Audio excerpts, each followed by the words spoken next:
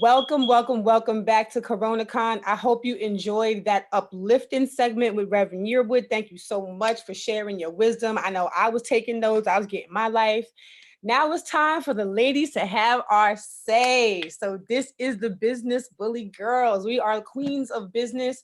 Well, I consider them to be rising stars and queens of business, and I'm working my way up. And we're going to come together and have a conversation just about what it's like to be business women, to be entrepreneurs, to be people trying to really adjust and also find a way to continue to be a part of this time and continue to bring our services to the community and to our target audiences and things like that, amongst a host of other topics. But first, I would like to introduce our guests.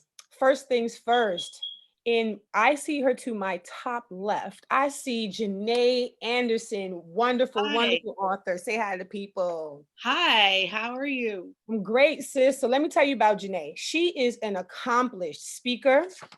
She is a best-selling author, natural hair coach, and a self-esteem advocate for children. So a bit of her background. She was born in the cozy, quiet town of Port Huron, Michigan. Janay grew up wanting a bigger life than what she saw. And that opportunity presented itself when her parents divorced, which sent Janay and her twin sister and their mom to the busy and one of my favorite cities of Philadelphia at age 9. So as a mother of two daughters, Janay has reinforced positive self-talk in her children by really raising them with positive self-image. So where she's at right now is like her positive affirmations had begun to spread to other little girls, and parents started asking, you need to make a book. And it was that encouragement that led to the best-selling book, I Love My Curls. And I believe it beat Frozen on the Amazon list one of the days. It actually did on the first day I launched. Take that, Disney. So Right. right. So I'm gonna introduce everybody and then we'll get into the conversation. So let's go in counterclockwise. We have Kamry Selley of College Care Club. She is the school spirit expert and the CEO of College Care Club. Wave to the people, sis. So about her, a graduate of Michigan State and Auburn universities, after 5 years in corporate America, she decided to embrace her love for college spirit beyond graduation. College Care Club, College Care Club, learn it, is a membership service that delivers a quarterly box filled with collegiate gear, school essentials, and college must-haves. Her goal is to encourage the power of connection by providing parents to send the perfect hug away from home to their students. So you're going to learn more about how Kamry is helping her business continue to evolve at this crucial time. And not last and not least, Gia Lili, all the way from the other side of the pond. Say hello, Gia. Hello, everybody. And I mean, those of us who tuned into the panel with her and Kelly from Kelly's Closet earlier in CoronaCon got to like experience some of her expertise. But for those of us who don't know, Gia is an ICF accredited and certified neuroscience-based relationship coach, also trained in social work, equity, and diversity. Gia delivers a unique, holistic, and inclusive approach to relationships through her coaching programs, her trainings, and the actual like one-to-one coaching she does with her clients. And so all of the above really have attributed to her clients' claims, like her clients' successes in releasing themselves from toxic relationships. So releasing themselves from toxic relationships to have loving, healthy, and supportive interpersonal relationships in all areas of their lives. So Gia is an international relationship coach from the UK, and she's going to bring her decades of knowledge and experience, and she's used this to support thousands of men, women, as well as non-binary people from all walks of life. So we're definitely going to have an opportunity to really learn from her. And we will be blessed by another guest later, and I'll introduce her when she comes. Right. So, yes. All right. So next up is Carla Kelly. Carla Euphrates Kelly is New York City born and raised, multimedia artist, educator, and activist, and she uses her voice to connect and encourage people through storytelling. She's the top graduate of LaGuardia High School of Music and the Arts, classically and jazz vocally trained, and has experience working in a wide range of musical genres in recording sessions and on stage.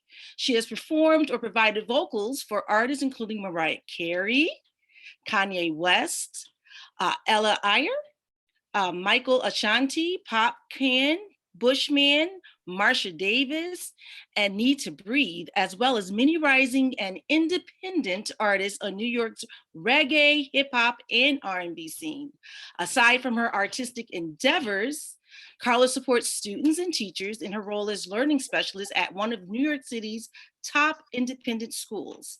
Spring 2020 has brought the highly anticipated launch of Black Indigo Naturals, a handcrafted, all natural line of products made to help nourish, heal, and protect you from scalp to soul. Stay tuned for her upcoming podcast, Actual Reality with Miss Kelly, where life, arts, politics, and anything else will get unpacked for a deeper look at the reality beyond the smoke and mirrors. Thanks for that, Janay. It is so hard to talk about ourselves. I'm sure everybody struggled with figuring out what to put in your bios, right? Yeah. Good. Yay. I'm so glad it wasn't just me. Thank you for that. So now I already feel seen. This panel is incredible. So I think I'm going to start off with a question for you, Janay. Okay. So because you're an artist and an author and a storyteller, you're really showing the importance of representation, right, at a time like this. So what kind of role do you think the author plays, especially independent and women of color authors, Black women, other women of color, in shaping our narrative in society right now? What kind of role do they play? Should they play? Could they possibly play at a time like this? Would you like to share that for us? Sure. I think that we are a voice for the underrepresented. I think what's happening right now has really magnified everything. People are working remotely from home. We have kids no longer in school, they're at home. We have caregivers, parents whose roles have definitely changed. If you're a woman who was used to working outside the home, now you may feel a little bit like, hey, I'm back in 1950, I'm cooking meals. You're beginning to identify different. And I think also, with the media, what happened before the corona pandemic, I think is still happening, but it doesn't change the fact that some people who may have been in a better position are still faring just a little bit better. But we also have people who maybe weren't faring so well, not faring so well still. They're being more affected because there's some uncertainty about our future.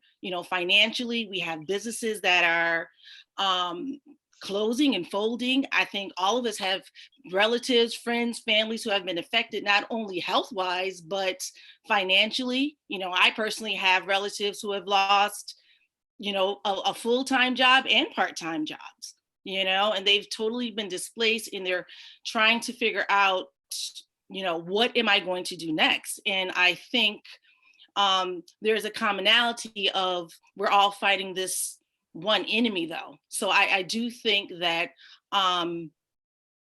with that said, we're starting to see a time for reset, and I think as an author, I think it's really important to be authentic in your storytelling, because someone needs to see that, hey, this person's going through this. There are people who are sharing the same experience. I'm not out here alone, and giving solutions. They're still surviving, even though they're being affected. So, and it also gives people a chance to say, hey, if they can get through it, so can I. There needs to be that visibility. And sometimes with the media, what I see, I have to pull back sometimes, is that all you hear is corona, corona, corona, corona, corona. And it's creating this sense of fear, which we are scared because it's something that I've never experienced in my lifetime, not like this. Not at all. Going to a store and having every 2 minutes something saying, hey, stay 6 feet away, and people are wearing masks and people are scared and frustrated. So it is different. And I think moving forward, people are going to really think twice about how it used to be, because it's not going to be the same. So giving people that voice and being authentic in your storytelling is really important right now. Mm, that's really, I appreciate the idea of like authenticity, making people feel seen. Mm-hmm. I think, how many people right now, did y'all notice online when, I guess it was like maybe like week 1 of Corona, like of shutdown, when those people were online singing Imagine and like the internet went crazy. Crazy. They were like, just what we need. Rich Exactly. people singing Imagine There's No Possession. Fabulous. Right, because it's not our reality for not, well, at least not the reality for everyone. We're sitting here like, I can't even get toilet paper. Girl, Right. level of tone You know. deafness. Like, and I felt so bad in one sense because I know they tried it. They thought, oh, we're being human. Everyone happy. No. Actually, you're being obnoxious. Shut up. Nobody cares. Okay. Not to be unkind, but yeah, I mean, yeah, it was really like a moment of pause. Are you guys serious? So yeah, they united the world by accident. Like one collective. Right. Right. No, but no, that's really great. But can you tell us a little bit about the book? I Love My Curls, like, because I know you talked about the positive affirmations were a major driving. So just to add a follow-up with that, specifically when it comes to I Love My Curls, can you speak to that? Sure. I wrote the book. I was inspired by my daughters because, hey, in this world, I think that we get so many negative messages, not only from the cartoons that little kids watch, but from the news, from adults, everything around them. And I thought, with my daughters that I was doing a good job. I buy dolls that represent them. It has hair like them, skin color like them. We read books, we introduce them to their history, but they both kind of struggled, even my 5-year-old, she wants sometimes to have dolls that don't look like her. Or I had one particular experience where I had a doll that came from Ghana, and it was a very, very, very dark complected doll dressed in cultural clothing. And she said to me, "That doll is bad. It's evil." I'm like, "Huh? What do you mean it's evil?" So I had to sit her down. I was really surprised. And I had to explain to her that this doll is not evil. But then I had to kind of rewind and sit back. What is she watching? She's watching YouTube videos that are telling her that anything Black is bad. It represents sadness. It represents anger. It's ugly. So that's where she got this perception. So I wanted to write a story that would help children understand that your skin color is fine, your hair is fine, it's beautiful just like you. No matter what the world is telling you, whatever the standard of beauty is, it's okay to love yourself. And then you see the news, people, kids can't, participate in sports, graduations, adults can't work. It's always a point of contention. Our hair, our bodies are always being policed, and it's something that it has to stop. Why should we have to alter our natural hair? Why is it so offensive? How can we prevent these messages, and what can I do to counteract those negative messages? So that's how the book came about. And the affirmations was something that I really wanted to use to drive home that message. I wanted the book to be a tool to help parents explain such a complex topic to younger readers, because my mindset is it doesn't start when they're in high school and college. I think it really starts when they're little goobers, because they're still getting these messages, especially now in this age of technology. You see kids that are young as 5 months swiping, looking at YouTube videos. It's different. It's even different, with my older daughter who's 21. My daughters are, there's a stretch between them, but even back then, she didn't have technology in the same vein that my younger one has. So it's very important to be conscious of the messages that are coming in. Also be a representative to them of, you got to practice what you preach. I can't be, telling them to love their hair, and I'm doing things to send a different type of message. So that's what the book was the inspiration of the book was all about, and is really resonating with people because everyone's experienced some form of discrimination or some lack of self-love regarding their appearance. And where did those messages, what is the root of those messages? And a lot of people can say, I got teased, or, I used to have my hair straightened. I could not wear it, in its full form. Yep, me too. What is that? That's different. That's ugly. When you go to a job, you want to be able to advance less. You put, a weave in your hair, you straighten it out and basically fry your hair or a wig, to sort of assimilate in. Yeah, exactly. And it just gets to a point where it becomes utterly ridiculous. And I just had to buck the system, and I want my children to buck the system because what does that have? What does that have to do with your intelligence, the qualities and skill sets that you bring to your professional pursuits, your educational pursuits, the way you interact with people? Other people's problems are not ours. They have to get over it.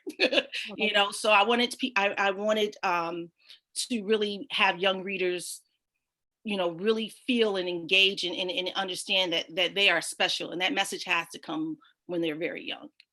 I'm really glad you said something about the importance of representation and messaging, Kamry. That made me think about the slogan for College Care Club. Am I correct? Stay connected, right? Is that the phrase? Yep, that's it. Right? Stay connected. So I'm thinking about messaging and representation and pride and school spirit. My brain literally just kind of transitioned into that idea of that messaging, even with, and yes, you little girl, you little boy, you can go to school and go be who you want to be and things like that. And my experience at Temple is still with me now. So I would love it if you could really talk about representation with respect to College Care Club. And also, if you could, how are you shifting? How have you been able to kind of pivot in the midst? Hey, Rose is in the building.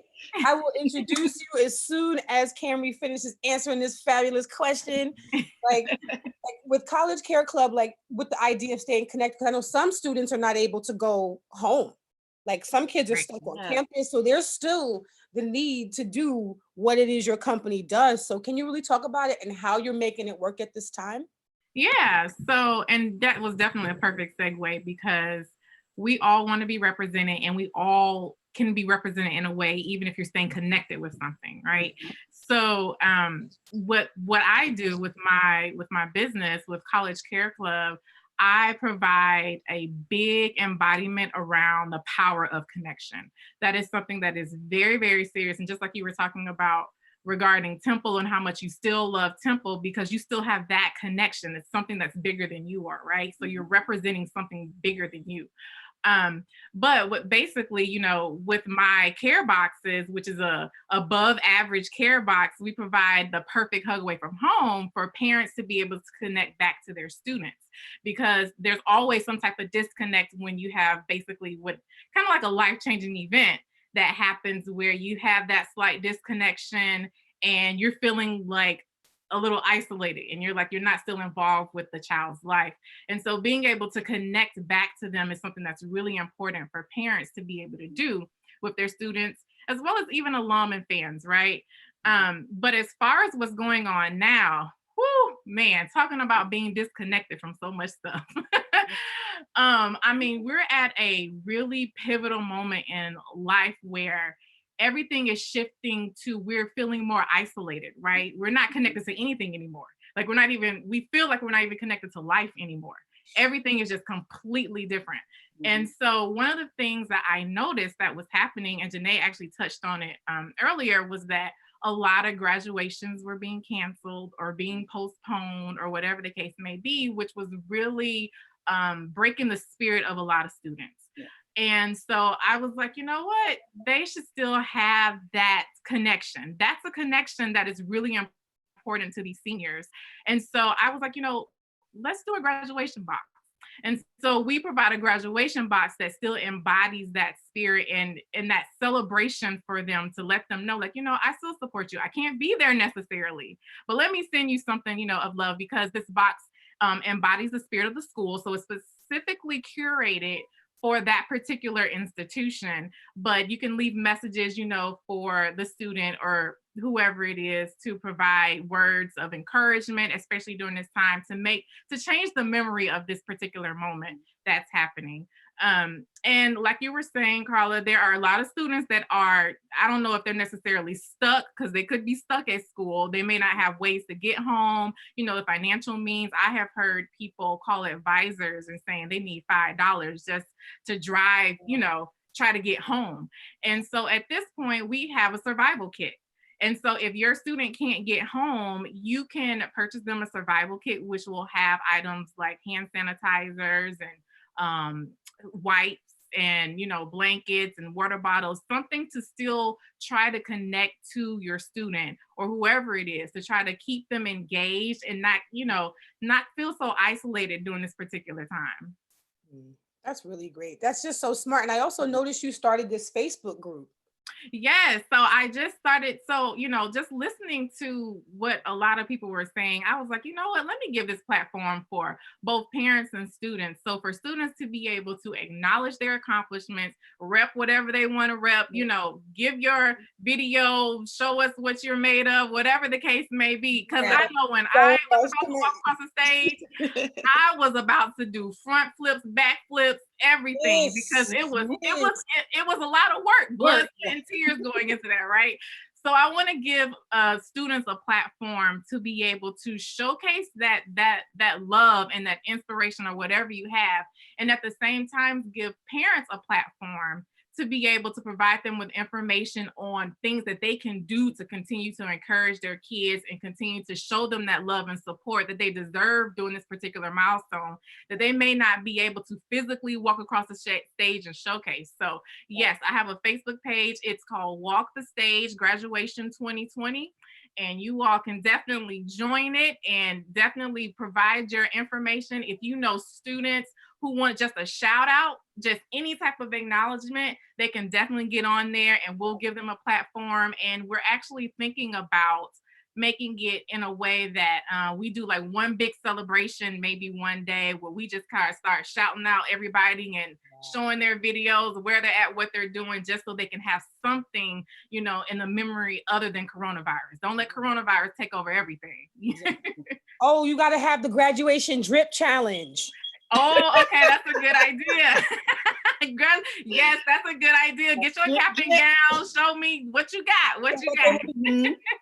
Because I mean, if I'm coming out of college, I'm still ordering my cap and gown and tassel. You're not finna do that. That's my receipt. Yeah, for that. Yeah, exactly. I bled for that. I cried for that. And paid for that. Seriously. Give it to me all. You gotta have a whole procession in my living room. Listen. Plus, right in my Exactly. Like that enthusiasm right there. Those kids they want that. I want to give them a voice to do that. And the parents, y'all can buy them a graduation box at collegecareclub.com/graduation box. Feature the videos with who got the box. They get the featured spots. Yes. all of that. College Care Club got all that for y'all. I hope you're paying attention. So that means anybody who knows a 2020 graduate, hell, my high school's graduation is most likely not going to happen. Exactly. And these kids, I'm at a school that's P through 12. So some of these kids have been together since they were 3 years old. Yep. And they're not going to be able to graduate together with one another. So like, I think the foresight to really want to like organize something for them early so people can plan to participate in it rather than hopping up Johnny come lastly with it like May 1st. Like, hey, we haven't. I think it's really great that you're starting so early. I hope a lot of students, please share that. Anybody who's online right now who knows a graduate, please share that. Would you say walk across the stage? What's that called? Walk the Stage Graduation 2020. Walk the Stage Graduation 2020. So hopefully nobody ever has to do this again. Right. For this reason, may it evolve into another purpose in the future. But I think it's really on time right now. That's wonderful, Kamry. Thank you.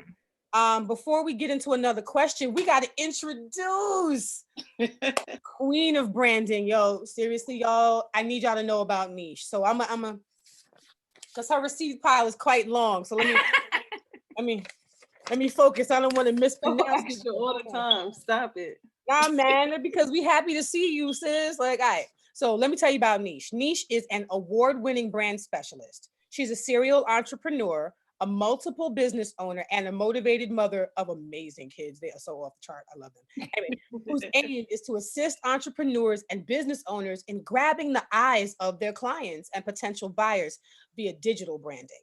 Her clients and work have appeared on many platforms, such as BET, MTV, Essence, iHeartRadio, Radio One, Daily News, and more. She's worked with amazing individuals such as Yandy Smith, Derek Watkins, Ms. Skittles, Colby Tyner, Jamila Mustafa, just to name a few. Seriously, her receipts are crazy. Neesh has a heart to really see others live life on their own terms. And her aim is to see to it that she services, that everybody that she's given her services to and really working with, that they do. So welcome, Neesh. Thank you so much for coming through and No joining problem. the panel today. I'm not going to throw a question to you right away. I'm going to you ease in.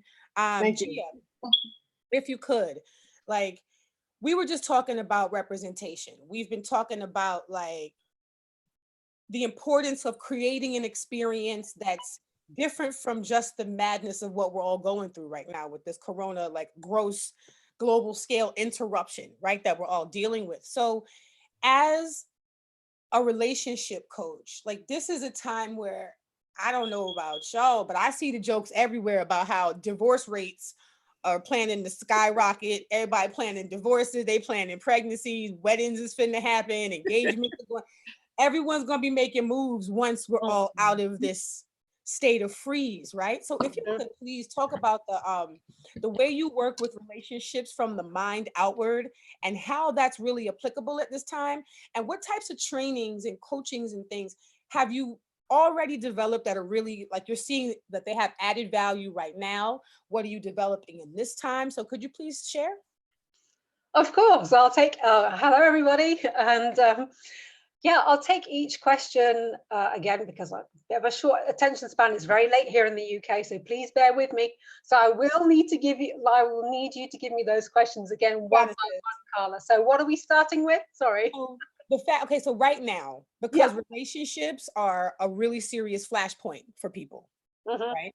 So in this climate, in this environment, how are you working through this? How are you helping people? What kind of products and services right now? Okay, so where we're at right now, obviously where people are experiencing cabin fever, what I'm finding more and more of is I'm getting inbox messages about how someone's significant other is driving them crazy and they just don't know how to deal with that whole situation. And usually it is a miscommunication or a height of emotions which are really hard to control because suddenly their spouse is now at home or their significant other, and it's a full house. We've got kids, we've got pets, we've got the significant other. It's a whole other situation. And I find more often than not, it's the women who come to me and say, look, I just can't handle this. It's too much. Because they're so used to perhaps dealing with things, juggling with things in their own way. And now their routine of struggling through the day has now got even worse. I'm having ladies reach out to me and say, look, I really don't know how to handle this. And they're having problems with their spouse and not knowing how to communicate their frustrations. So that's where we're at. So one thing that I offer is like couples counseling, essentially. So that it's like a text-based service where one or both components of the couple can talk to me about their frustrations, and so that we can get really clear on what's going on, or really what the real frustration is and how to handle that. So I give very practical tips. It's not just, oh, it's going to be okay. I mean, we do. What does that even mean anymore? What's that? I said, what does that even mean anymore? What does what mean anymore? It's going to be okay. I don't know, but you do get people who like to give assurance, which is, there's nothing wrong with that, but something more than assurance is needed. We need practical guidance. We need real steps. We need someone to understand where we're at. And let's put it this way, I've had enough life experiences to know the different dynamics of what, what kind of relationships come up. Unfortunately, I've been in abusive relationships. I've had issues with my own health, so I understand it when someone already has health issues and are then having to deal with relationship issues on top of that. And as we know, Carla, stress gets the best of us and brings out the worst in us as well. And that plays havoc on your mental state, your emotional state, and your physical state as well. And whether you have a chronic illness or not, stress has a huge effect on how you behave and how you present within your relationships. And this is what I'm seeing more and more of now, because we are feeling so helpless because of this global situation. So yeah, I'm definitely getting more and more women coming to me and saying, look, I really can't cope. And so we have those one-on-one or even the couple conversations in text form, so that I'm guiding them through that process, because it's so easy to just lose it, and I'm there on hand. It's like having a doctor on call as such, like if you've got a problem, you just reach out to me and I talk you through it, because we can get so caught up in the moment that we just want to just like that, right? So there I am pulling the reins and say, whoa, hang on a second. So they can vent to me. And then once they've got it out, we can then start talking practicality, strategy, and really getting them into a place of a more calm state, so that they can actually take the information and guidance in, so that they can apply it. Because you can't do anything in an emotional state. Nothing sticks. No. That's true. And so how do people, if people want that service, how do they get to that? What's that website? Okay, so there isn't a website currently, but you can just reach me on my Facebook page, Gia Lili Love Coach, and you just send me an inbox message. See? So all you gotta do is slide in her DMs rather than slide in the DMs of the side corn. I said what I said. Slide into the Love Coach DMs instead. Do your relationship a favor. Okay. And what about the single ones who think that they might, how do you support them in a time like this? Because some people are in a relationship with others, but some people need to work on that relationship.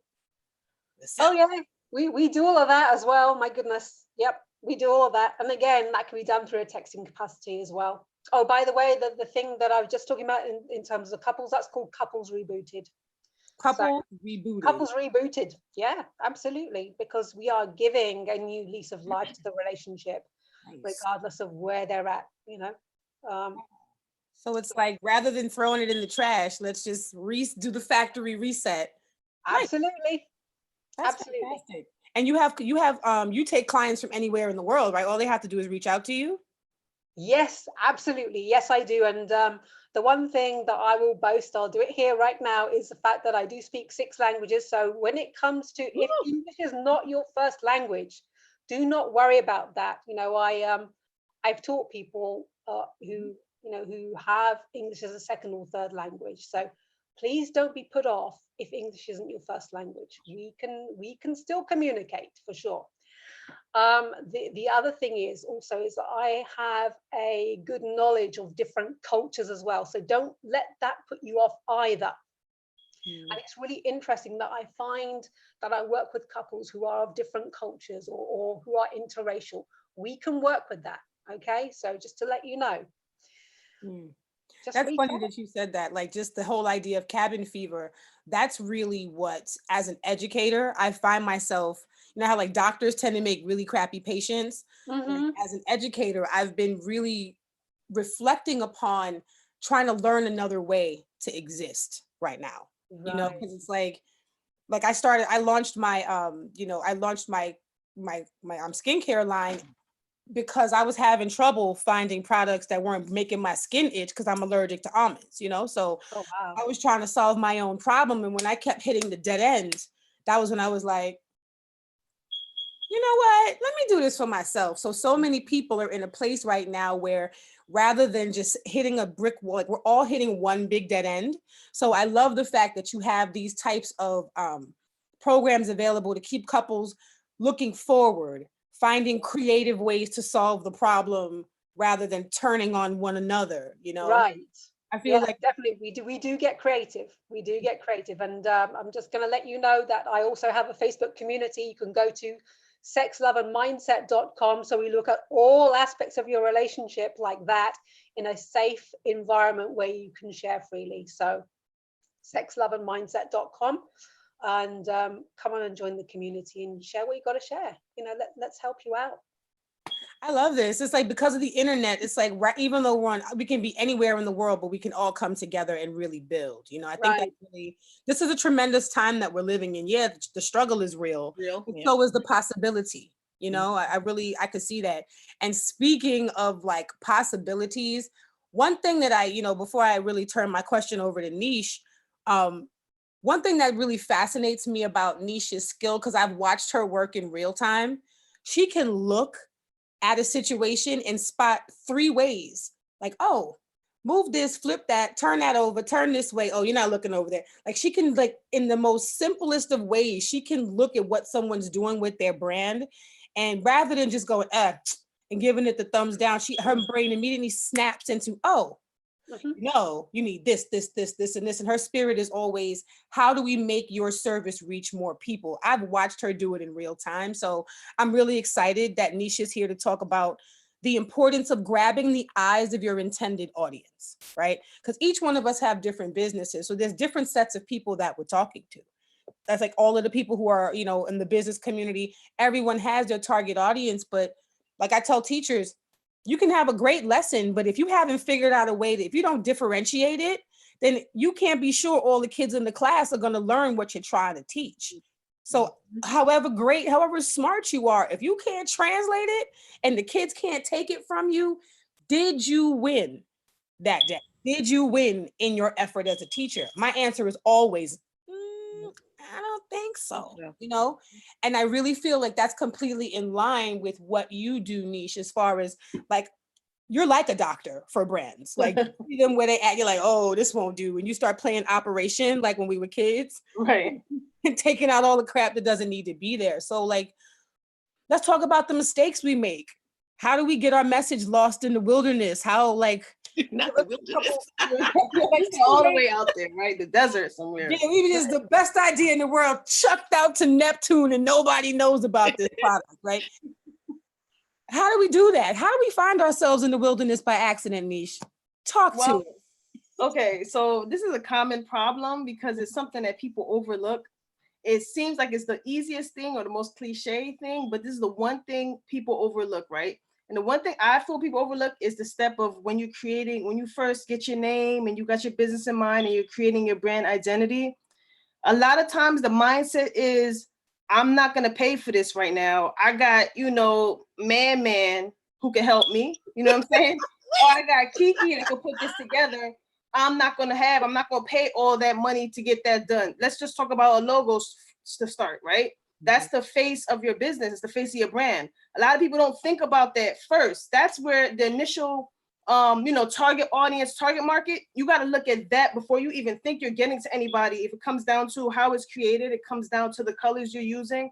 Those are basically the first things that you look at and you try to tackle. Most people don't look at that. So they start off bad from the jump because, they don't talk to a specialist, or they might go to a graphic designer and, to them, it's like, they think that's that. But the graphic designer and the specialist are 2 different people. They're looking at 2 different things. The graphic designer is looking at creating something that you like, that's nice for you. And there's nothing wrong with that. But most people, I assume when you get into business, you're trying to make money. And you're trying to hit a certain amount of people. So a lot of people say, oh, I'm just taking money from anybody. I serve everybody. If you serve everybody, you don't serve nobody. Nobody's going to come to you and be sending too many different messages. So people end up in the wilderness because they don't want to do the homework. And they don't want to spend the money. You know what I'm saying? Even if you don't have the money for what you need, and I say this all the time, even if you don't have the money for what you need right away, you can still do the homework. You can still do the knowledge. You can talk to people who are where you want to be or higher than where you want to be as far as business, who have a legit business, not somebody who's, oh, I was starting a couple years ago, but something happened. You know what I'm saying? Talk to somebody who has a legit business to see how things are ran. You could always start there. A lot of people don't. So they start off wrong from the jump. I know a lot of people that come back to me that need help. They say, oh, I have this logo, or I don't really like it, or I'm not making any money from this. It's like, you have a whole website you know, you have logos and all that done, but you're not making no money because you're not speaking to nobody. There's certain colors, it's just the black and white to me. There's certain colors you use when you're trying to hit people. There's certain words that you speak to, you know, you say to different people to get what you got to get. If you don't start there, then you're starting wrong, period. Because even if you started on jumping on that, you're making money, by the time you're gonna make money, it's only gonna last for so long. Because after that, you're gonna be trying to think, oh, I don't know what to do now. Money's not flowing, it's not coming in, because you started wrong from the beginning. That's one thing that I see a lot of people look over, and it's like when you get down to nitty gritty and come back, you have to do that all over again because you didn't establish the right way. Then it puts you just in a worse predicament, because if you did make money, you did have certain clients. Now when you start switching, they're gonna be like, who this? Right. We don't know you. We not with this. You know, if you have a business, right? Or somebody might be, they like their logo today, but they don't tomorrow. I tell people it's the same way. If I see your face every day and it looks like this, and I know you, I trust you, I'm gonna do business with you, I'm gonna give you something to eat because I know you. But if your face was to change, I'm not taking nothing from you. I don't even want to talk to you because I don't know who you are. People don't look at business like that. They look at it as, oh, I'm just get this money real fast, and that's not the way. So a lot of them, and that's how you end up lost, end up losing money because you don't want to invest, or you don't want to do the homework to invest until you're ready to, you know, go that route. That's really the basic, the number one reason for me, for the people that I've dealt with that had to start over, they wasn't making money because they didn't start off correctly. They didn't even know a target market, you know, mission, nothing. They have none of that. It's like, oh, I like this shirt, I like these colors, you know, and it's my grandma's favorite saying, so I want to do a brand. Anybody's going to jump on that for the second, but it's not, if it's a hobby, it's cool. If you're trying to make money, you're trying to scale, and you're trying to grow, it's imperative that you start speaking to a specialist first. A specialist is somebody who's doing what you've done, who's like really doing it in real life, not somebody who had aspirations to do it. You know what I'm saying? Because they have experience to help you and let you know. And I think research too, and picking who you roll with is really important. So doing the research on your craft is important. And I believe the research to like figure out who you want to get with, because just like all money's not good money, all spent money is not well spent, you know? So I think that's really, like, I laugh about my products and stuff. People, I've been selling them for the last few months, but I've been doing research on this for like 2 years. Right. I went to college and like I took classes in health education. Like I was a health teacher for 9 years. Like I researched allergies and, you know, aromatherapy. Like I did a lot of homework. And now I can look at a product and go, oh, boop, boop, boop, don't need it. That's not good. That's going to cause an allergy. Or I can discern immediately, oh yeah, I can make this. I don't have to buy it. So now I just, you know, I can make what I need because I did so much research before I started to make even the first product to give to someone else. So like, I appreciate the idea of like how researching before you jump off is so important. It's very, it could be stifling, or some people could use it as an excuse not to go forward, but you have that experience. I'd rather, you know, I'm all about execution. If you got an idea, you got a brand, you know, a brand or a company, get with people who got the same mindset as you, so you can keep pushing, because you try to talk to somebody who don't have that mindset, you're going to quit before you even start, especially if you're trying to do anything entrepreneurship wise. You're like, you ain't got no 9 to 5. How you gonna eat? Yeah, that's not gonna work. The minute somebody say that, your circle is very important, because the minute somebody say that, depending on who you're around, then you start it right then and there. You might be like, nah, I'm good, I'm gonna do it. Then when everything shut down, you go home and you sit down. Your best friend's not with the plans you had. You're gonna feel some type of way. So you're gonna have to find other people that's on the same page or that's even higher. I always say aim higher than you. If I want to be the not the dumbest per se, but I want to be the smartest person in the room. I don't want to be the smartest person in the room, because I'm not where I feel like I need to be. Yeah. And so that's a mentorship. People doing homework, having mentors, speaking to people that's better than them is a huge thing. And not a lot, but some people feel they don't need that. Oh, I got this shirt brand. I got this skincare brand. I got this and that. Just look at everybody and figure that they got it themselves. And it's like, no, you gotta talk to other people. You gotta get with people that's bigger than what you're doing and better than what you're doing if you expect to be on that scale. If you don't, and it's a hobby and you just like doing it, that's fine. But mentorship and having the right group is number one to me. I agree. It's number one. I agree. Actually, you know what? That's actually, you really segue into the question I kind of want to ask about in a whip around, about like partnering with people, collaborating with people, managing your circle of people, right? Whose energy are you with? Like, what's like, if each one of you, especially because we're all from different industries, if you could speak to, speak to the importance of those things, like really piggybacking off of what Neesh said. Actually, Janay, would you go first? I think for me, because I am a first-time author, I'm still kind of finding who my tribe is. And when I say that, when I started off, I had the mindset it was going to be kids. I'm finding more parents are resonating with the message because they did not know how to explain this topic to small kids.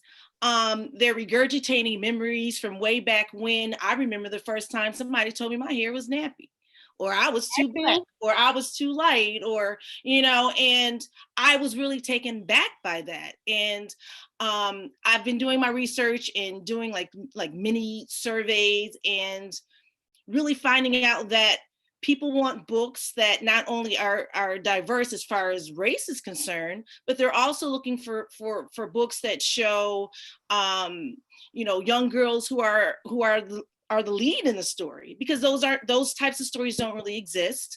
They're looking for books that focus and tackle like really tough topics. It's really hard to explain that to like really hard topics like death.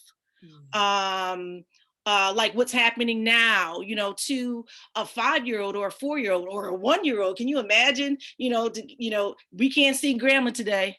And they're like, I just want to see grandma. You have to explain these things to them, and you have to explain it to them without scaring the hell out of them. But you got to explain to them. And I know I come from a place where you just got to be real with kids. But I'm really finding that I'm trying to, target people, as Neesh said, that are doing some of the same things. And I'm finding sometimes people are really closed off. Some people don't want to kind of share the pie and lead you. Some people don't want to be bothered with that because you're in the same wheelhouse and it's competitive to some people. Which is kind of like, whoa, to me. So much sun in the sky. Oh my gosh. It is. And I think starting out, for me, that's a little, it's not surprising, but it's surprising. You feel me? You would think that when you're open and you're supporting, or you share, or, you give someone a reference, you never know who you're going to meet, but people don't turn that, same thing back to you. I think for me, that's the hardest thing to figure out. And in trying to sort of kind of swim through those rivers, because some people are sharks, some people are givers, just some people are as simple as that, but just trying to find that audience, because like Neesh said, you don't want to go all around the mulberry bush only to have to rebrand yourself, start again. And that's, I believe in working smart. I don't believe in working hard. I don't want to work way too hard trying to figure these things out. But you have to. Sometimes it's really frustrating because you don't have all the answers, or maybe you have an idea in your head that people don't necessarily get, but you get it. And you don't always have all the answers, how you're going to get there, but it's something in your gut. It's this fire that you just can't. You don't know, but you know. Yeah, and this is kind of how I operate. I'll have an idea, and I have like this whole notebook. I'm just jotting stuff down, and I'm finding that my direction and my mission is sort of revealing itself, and it's not necessarily the mission in the direction that I thought that I would be going. Because once you put out your books, or you put out your products, you're meeting people and you're talking and you're taking in what they're saying, it really changes. Now you say, okay, this is how this resonated with them, so this is what I got to do next time, so. I heard. Actually, Kamry, you bucked convention also by like going, corporate life, not for me. Skirt. It's like, how many eyebrows did you raise? Did you get, was that like, did everybody's head explode and go, but how? Oh yeah, it was, especially in the corporate America, it was a lot of heads that exploded, because I was on a track as, I want to say, one of the few Black women that were in a position that was doing a really good job, was, you know, getting a lot of people started coming towards me about, you know, do you want to go into upper level and let's, you know, kind of put you on this trajectory path. And it was just kind of like, I was like, you know what? After about like the fifth cry or sitting at home and just really frustrated, because I'm one of those type of people that I'm an overachiever. So if my boss is up till 3 a.m, I'm up till 5, and I'm just kind of like, I can't do this no more. I don't know how you have a life. And if I'm not gonna have a life, then it's gonna be a life that I want to not have. Like, Right. I'd rather do something, you know, that I want to do. That was just my conventional wisdom. And I definitely, even to the day that I was leaving, like, my boss was just kind of like, you know, I don't understand. I'm probably not gonna understand. But you know, you just bought a house, didn't you? Just like, yeah, I just built a house. Like, you know, I don't care. I gotta figure this out. I just can't do it here no more. I'm out. Like, you know, I got things that I have to do. And then when it comes to dealing with your family, that's a whole nother thing. I was the one in the family that everybody goes to for everything, right? So everybody's looking at me like, okay, so you know, you made it to this level, and you know, you doing your thing. And so they were probably more confused than I was. I mean, my mom was like always asking me, you know, now how much money you make? And then she was like, now you about to do what? Are you about to replenish that, or what you doing? I'm like, Ma, we just gonna have to pray. Queen. Yes, like, we just gonna have to pray and just trust and have faith. It's like you follow your vision, but you also make sure you're observing and seeing where you can take advantage of a lot of opportunities, which is what I've had to do a lot.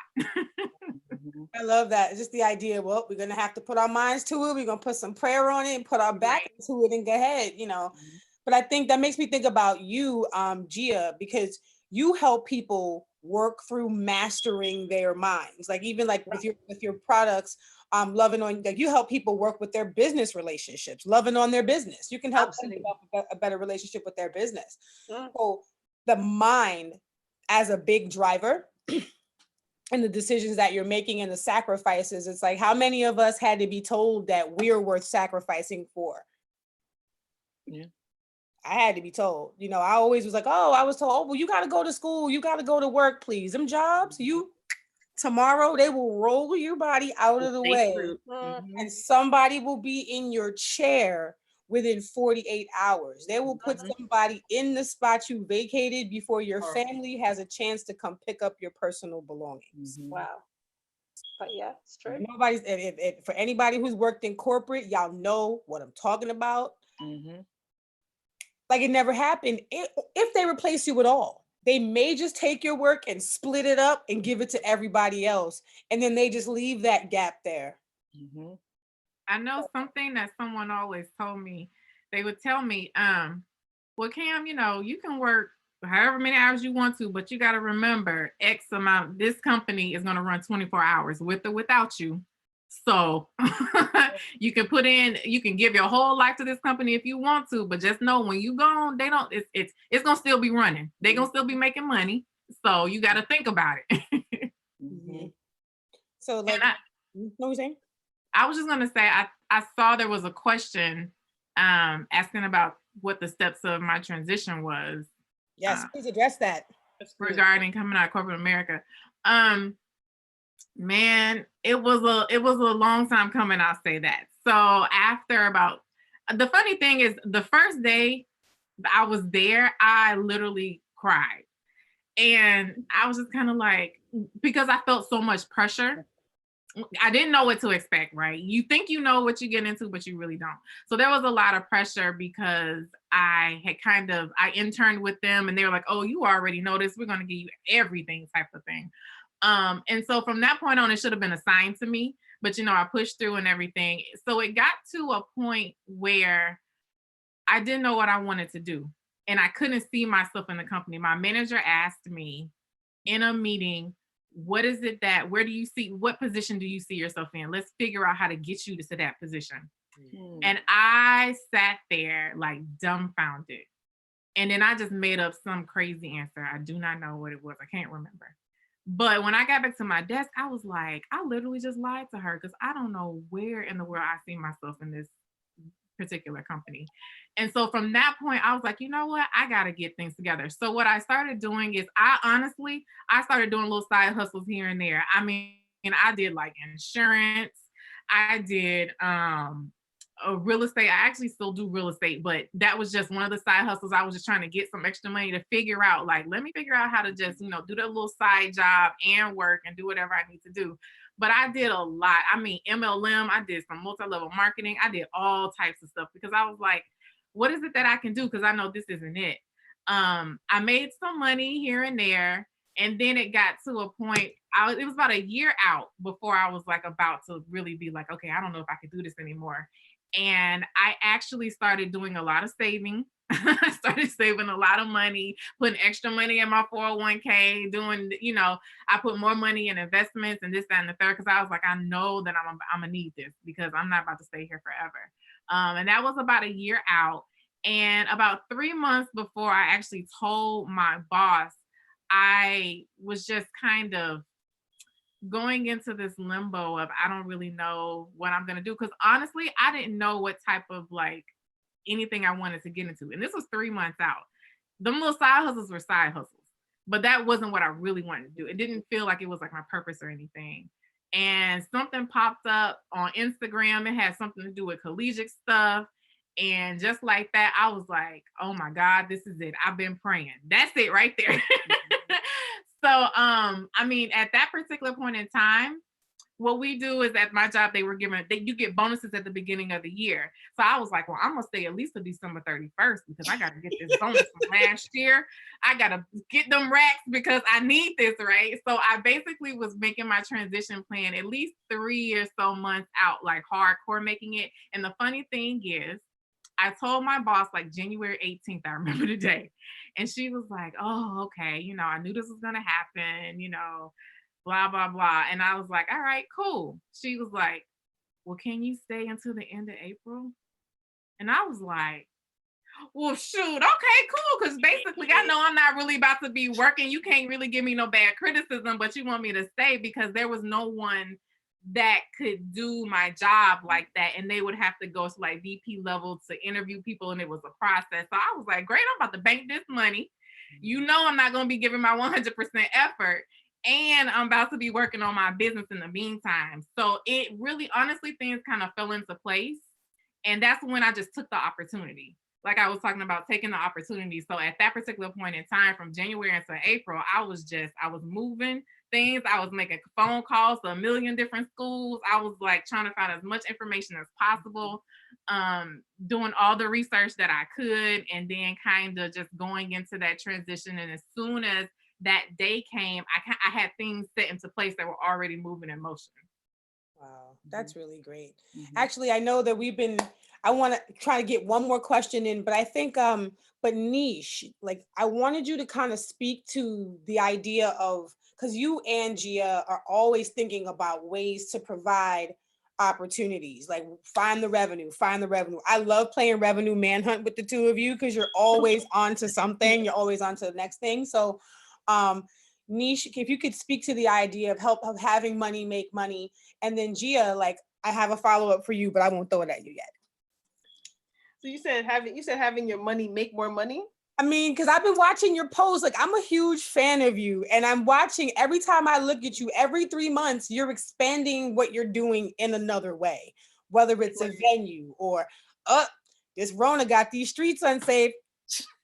Pull up. Like, it's just every time I look, you're always staying one step ahead. Right.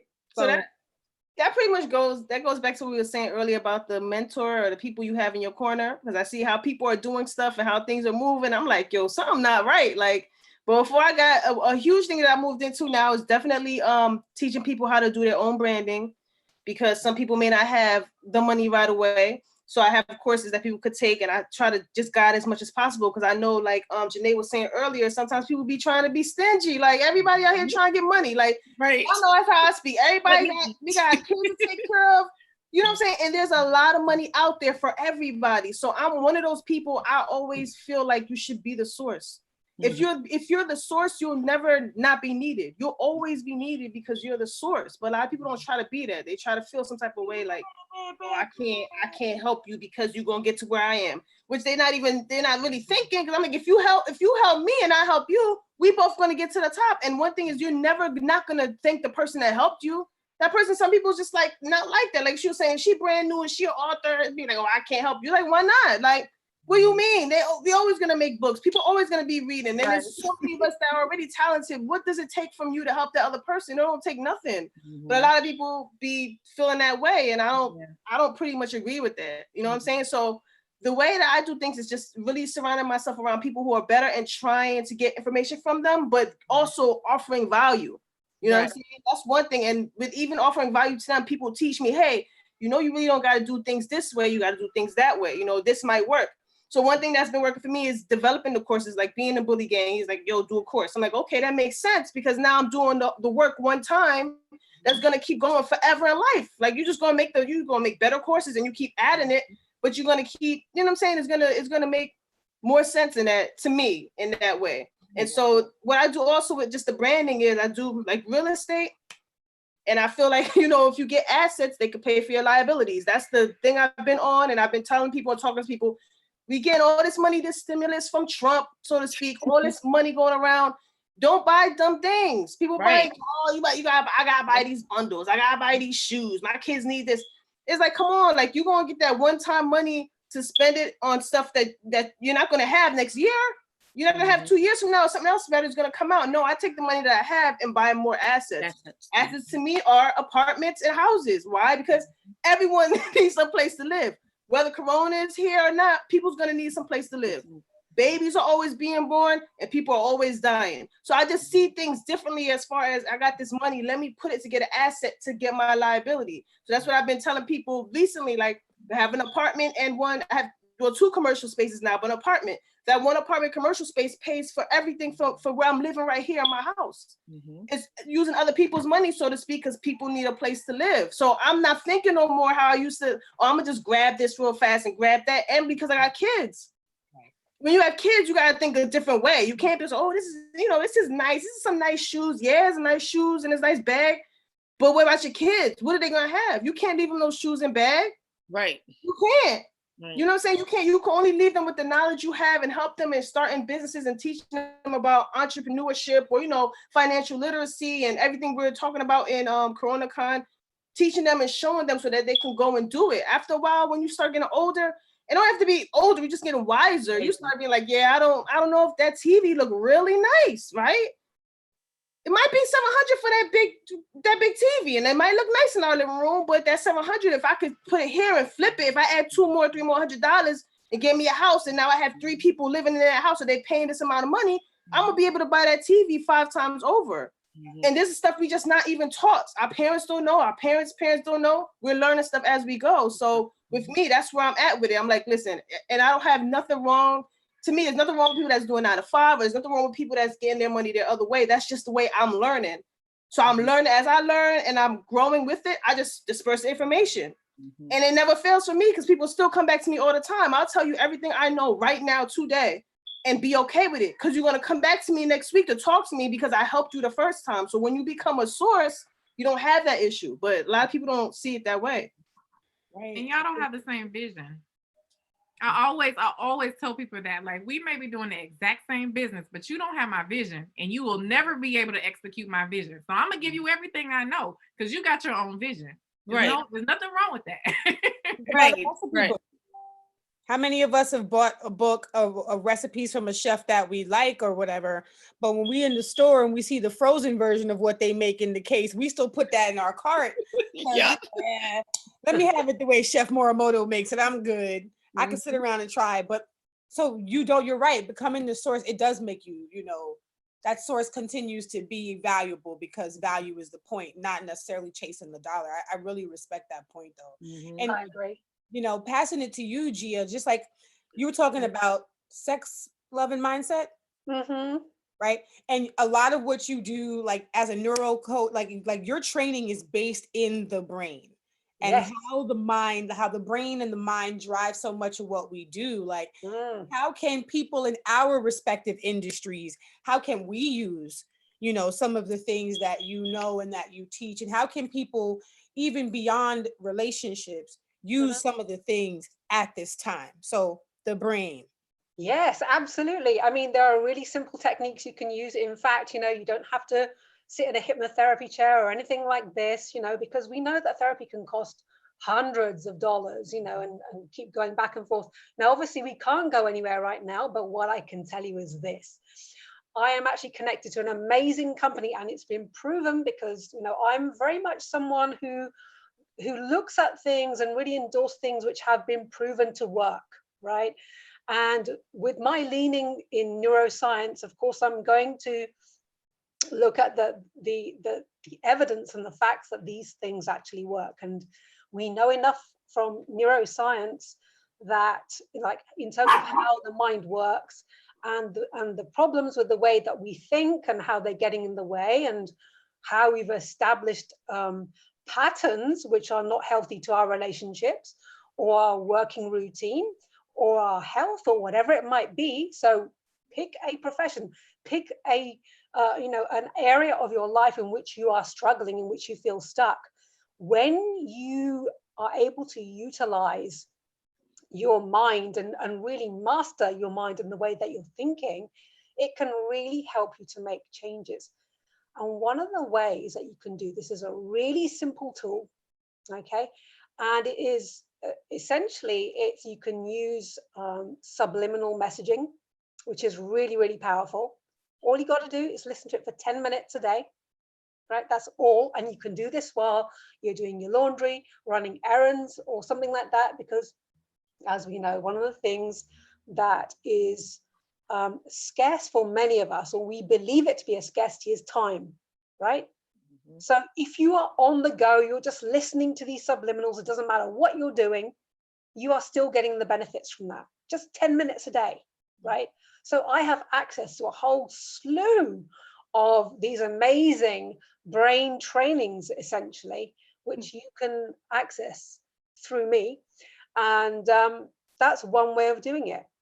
Because what you do is you are reprogramming your mind to do the things that you really want to do in a positive way. So all these things that you might be afraid of, and all these things that you find that are recurring patterns, for instance, if you find that you're attracting horrible relationships, toxic relationships, there's a way to actually break those patterns on a deeper subconscious level.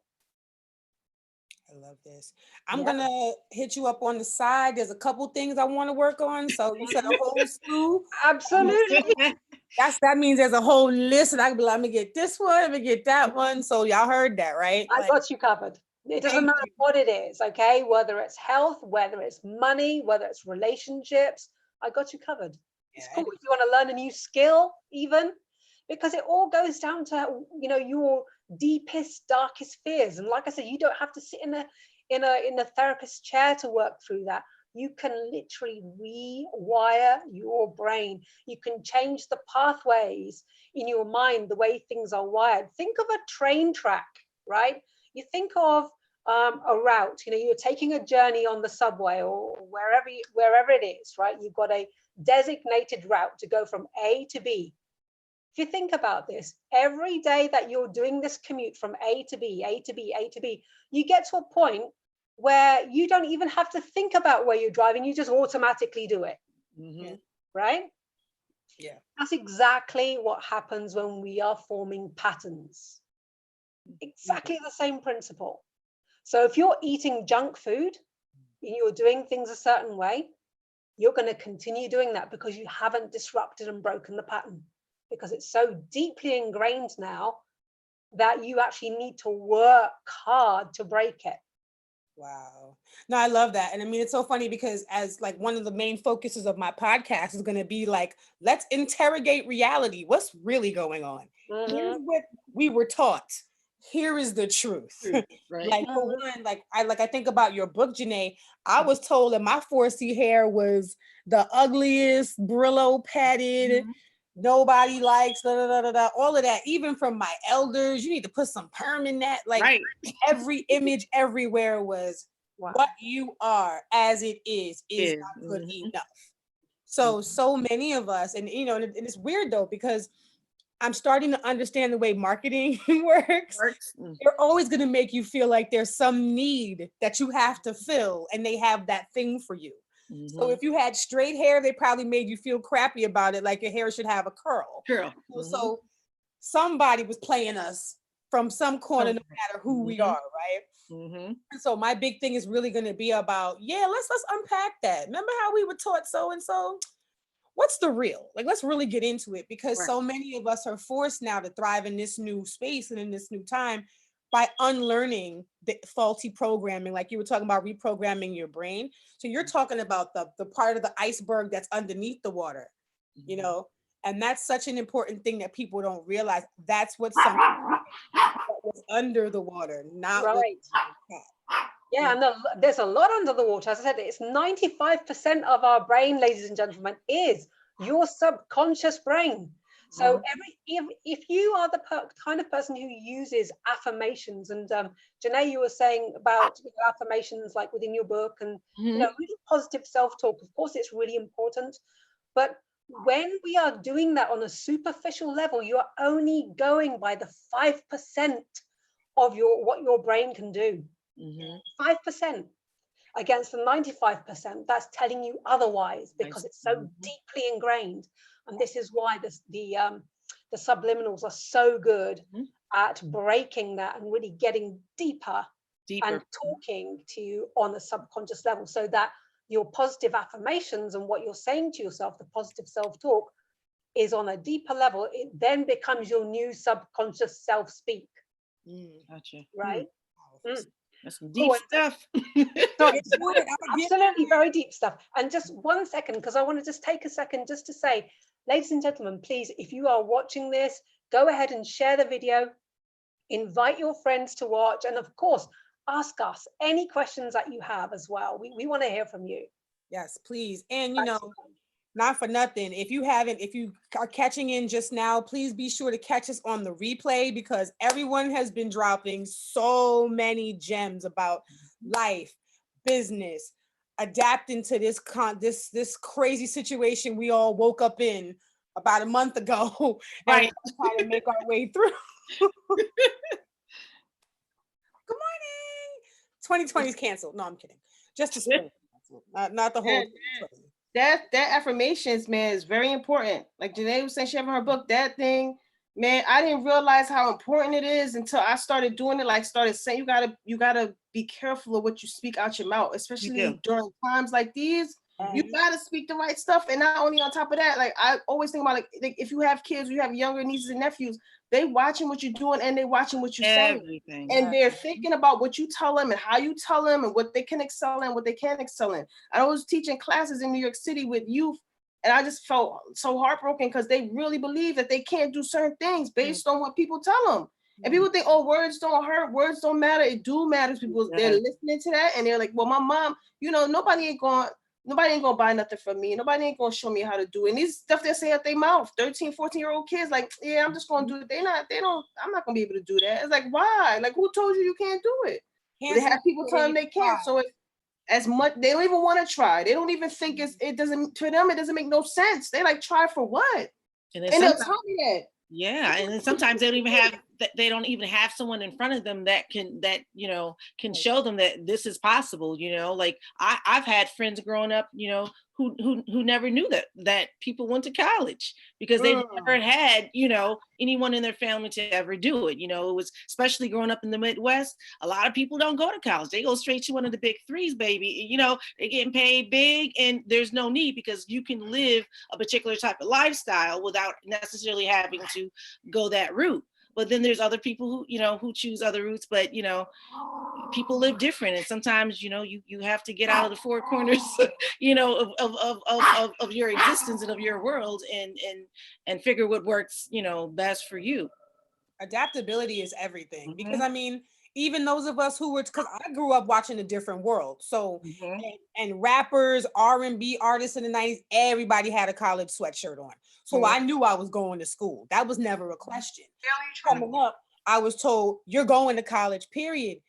What Mhm. they didn't tell me was, because this system is so shady and tricky and skullduggerous, at any point, that degree we told you you got to go get, we can go Yep. Mhm. call Yep. you to your industry and it's a wrap for you. So Absolutely. people who have invested decades in education, even they are having to make a pivot. So even for the idea of the level of preparedness, even that, we're all waking up in a place. We can't even be mad at ourselves now. Now it's just like, look, adapt. Right. So it's like, it's amazing how even the messages that we were taught to go to college, we weren't told about the rest of the lies, because the programming was get this debt, rack up this student loans. Like there was just, Exactly. And work for somebody else. I was just surprised when they broke down how they say you can get a loan before you even 18. You sign in to get debt, but they won't give you $1,000. You won't give me $100 to start my business though. Right. You won't give me none of that. You let before I even hit 18, because I gotta sign papers to loans to go to school. Way in January, February, you sign the papers before you even hit 18. They'll have you sign it for you to get all this debt for the rest of your life for student loan. Right. But you can't teach me how to open my business. You don't even want to give me $100, $200, $500. No, you can't give me none of that. You got paperwork on top of paperwork, on top of digging, on top of going through everything. Even for $200 to start a business, but for debt, there's no question asked at all. You accepted to the school, sign this $100,000 thing you have to pay back, and that's it. And then on top of that, see, I don't like getting into this, and I be getting to it be too much. On top of that, you don't get paid. sis. You triggered.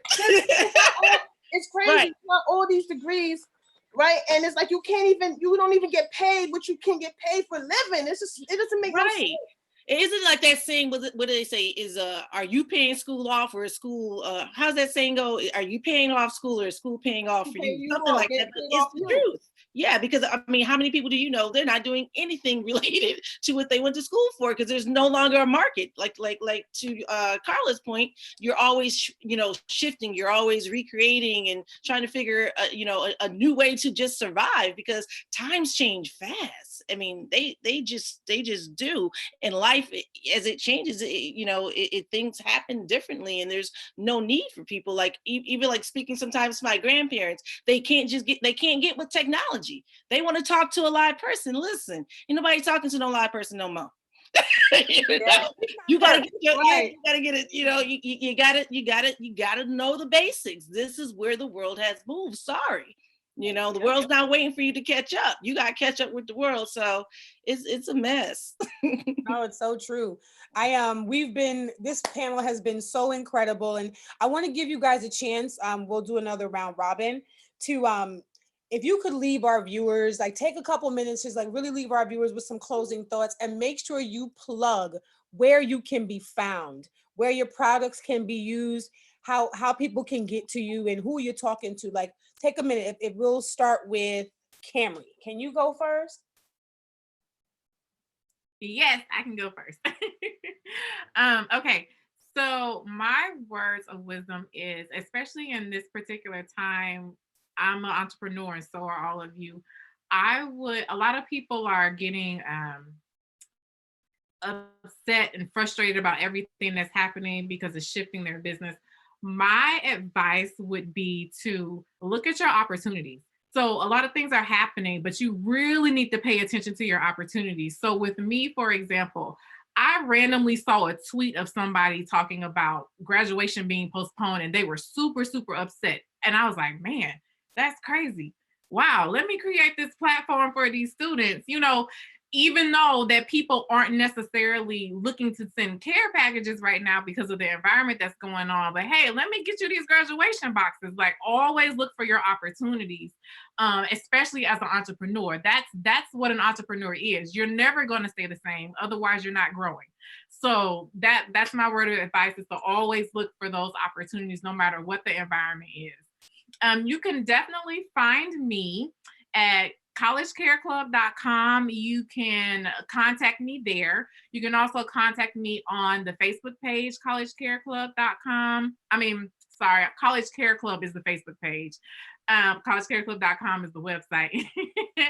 And also, if you want to hit me up on Facebook, you can catch me there. You can just type my name in, Kamry Selley, if you want to just talk about something else other than business. It's my other page is a business page, but it's a way that you can directly talk to me. I usually use it as a platform for entrepreneurs, especially women entrepreneurs, to get on. Yes. So, Janay, let's talk. Can you tell people where to find you, find the book, and once this, talk to them. Sure. You can find my book at ilovemycurlsbook.com. Actually, I Love My Curls book is also the name of both my Instagram and Facebook pages. You can message me there. You can come for content. And sort of piggybacking off of Kamry's point, I think that we're in a time of reset. Okay. I think this is a time where so many people were divisive, but we do have one common enemy right now, and it's the coronavirus, and it's trying to find new ways to live. Our lives are ever changed. Like this is something that we're gonna be sitting around talking about for years to come. And being in a place of uncertainty, not knowing what's going to happen tomorrow, you have to be smart. You have to really start to look at how you were living, how that's changed, and now how you're going to adjust. Another thing, be kind. We're all in this together. It's not just about you, because I think it's problematic when you can't look past yourself. You have to understand that everyone's dealing with the same things. Everyone's trying to figure things out. If a fellow entrepreneur, hey, share their things, help them out. If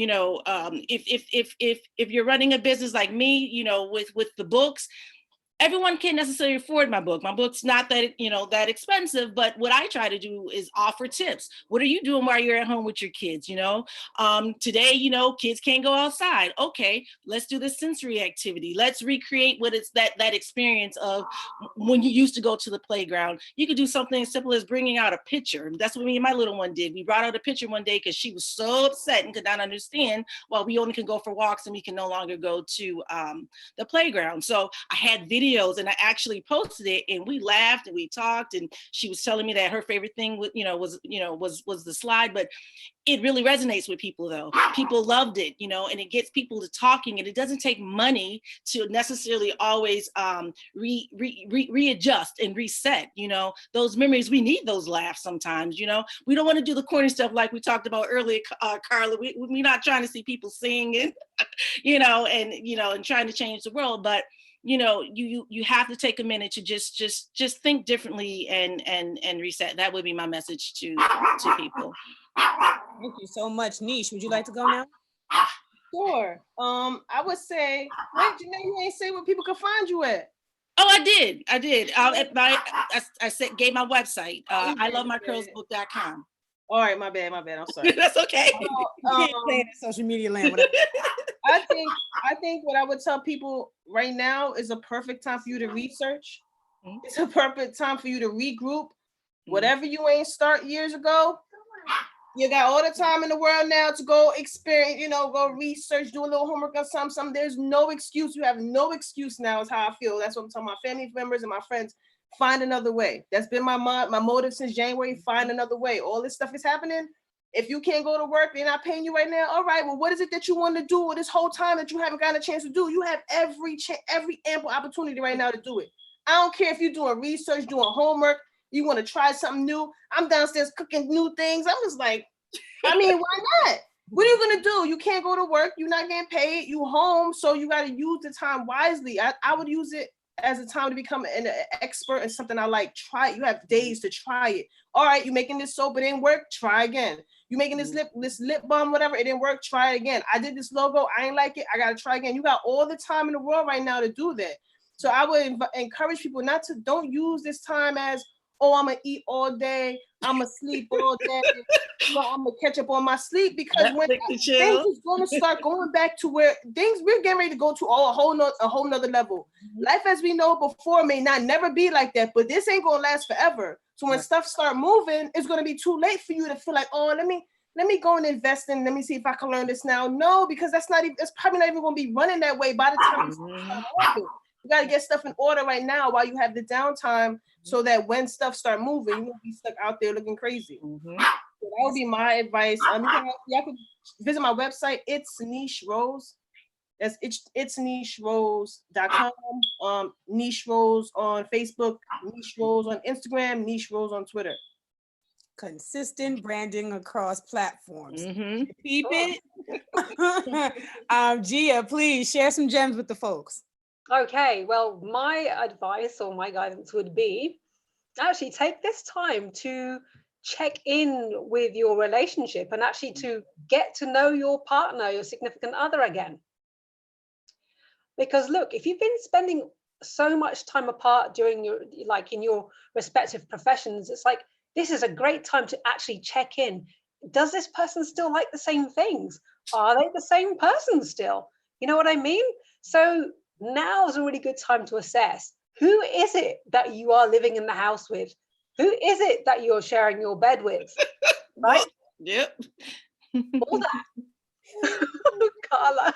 I'm sorry, because this is a fine time to find out if you like the person you with or not, huh? It's a fine time to really right. I thought I like you, but I don't really like you. I can hear the psychic screaming happening of all of the people cooped up in these spaces. I can Yo, I'm here with my best friend, and you had to take a walk.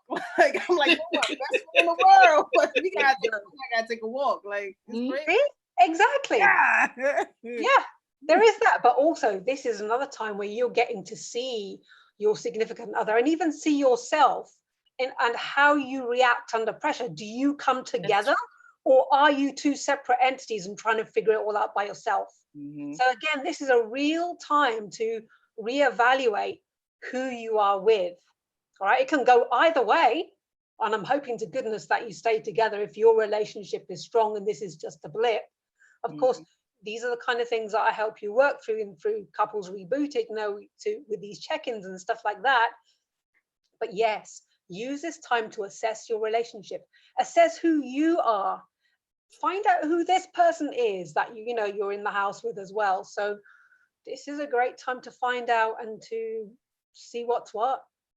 For sure. And how do we find you? Where we find you at? Oh yeah, of course. You can find me too. Yeah, so you can find me on Facebook. That's my main platform at Gia Lili Love Coach, GIALILI Love Coach, and that's on Facebook.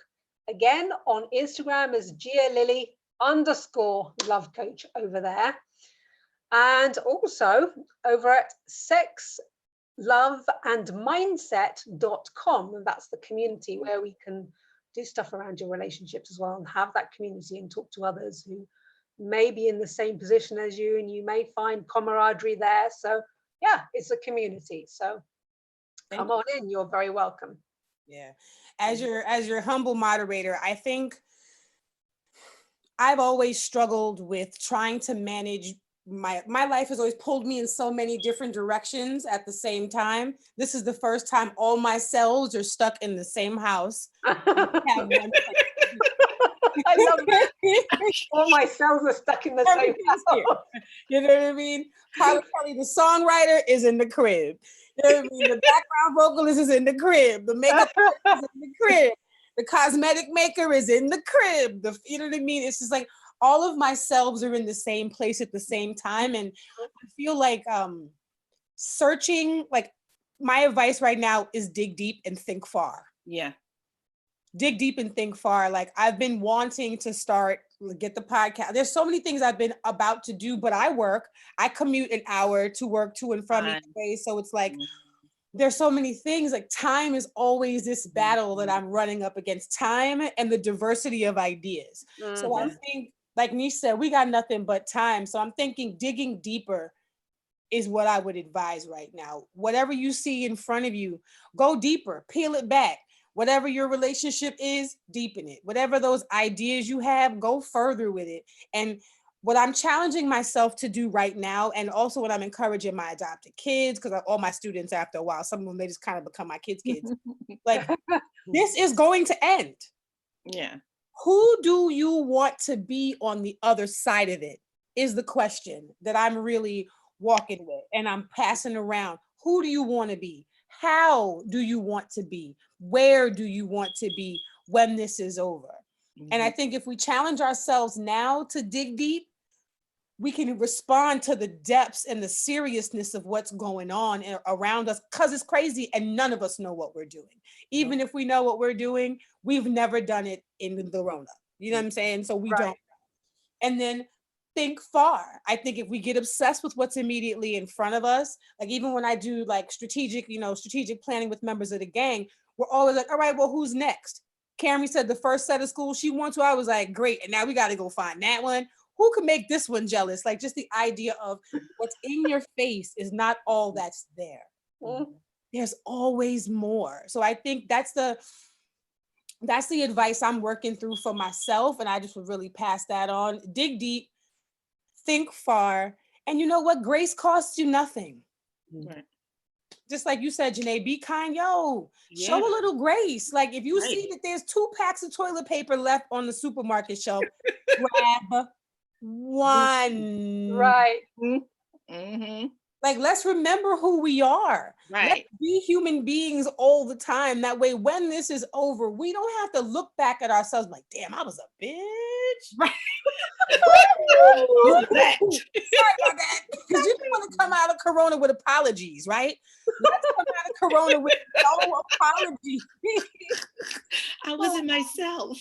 Who that cabin fever child? Oh, I'm so sorry. Oh, I did not mean to throw your favorite statue out the window, baby, and break it. I'm so sorry. No, your mother's not horrible. No, I'm sorry. No. So, dig deep, think far, and remember that grace is free. Because we're all struggling, and you never know what showing grace to somebody else who needs it. You never know how that's gonna come right back around for you when you need it most. Okay. You know what I'm saying? So on behalf of the team that put together CoronaCon 2020, I really, really want to thank each one of you for sharing your wisdom, perspective, your insight, sharing your lives with us. Audience on all of these platforms. Oh my gosh, my face is in so many places. But thank you so much for joining us. This movement is so much bigger than this time we're in right now. We're all coming together as a global online community because this coronavirus is affecting us all. So why don't we find solutions that can benefit us all by pooling the resources that we all have together? Anything is possible, right, y'all? Right. Absolutely. All right. So thank you so much. So we are going to take a short break, and very soon our next speaker will be up. But thank you so very much for joining us for the Ladies of Business panel here on CoronaCon 2020. Please share the video. See y'all again soon. Bye. Bye. Bye-bye.